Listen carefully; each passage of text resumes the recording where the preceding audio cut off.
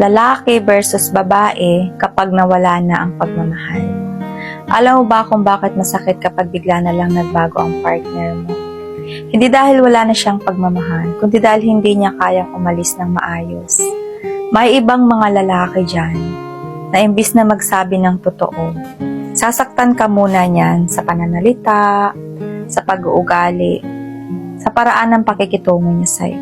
Hanggang ikaw na mismo ang mapagod at ikaw na rin mismo ang sumuko. Kaya maging observant ka kapag maayos siya nung una, pero ngayon parang ibang tao na, mag-isip ka na. Madalas, gagawin niya ang lahat para matrigger ka. Guguluhin niya ang isip at emotion mo. Kapag napuno ka na, ikaw na ang lalabas na mali. Ikaw na ang masama sa kwento. Gusto niyang baliktarin ang istorya para hindi niya maramdaman ang konsensya. Pero ang babae, hindi na siya nagwawala. Hindi na siya sumisigaw. Hindi na siya nakikipag-away.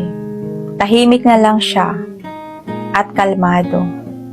Hindi dahil okay lang siya, kundi dahil tinanggap na niya na tapos na talaga. Tinanggap niya na ang katotohanan. Naubos na ang mga pagkakataong ibinigay niya. Lahat ng luha, lahat ng paliwanag, nabigay na niya noong gusto pa niyang ilaban ang relasyon. Kaya kapag tahimik na ang isang babae, hindi ibig sabihin na okay na siya. Ibig sabihin, buo na ang desisyon niya. At tanggap na niya na wala na talaga. Aalis siya para sa sarili niya. Hindi dahil may iba na siya, kundi para sa katahimikan, para sa respeto, at para sa kapayapaan ng puso.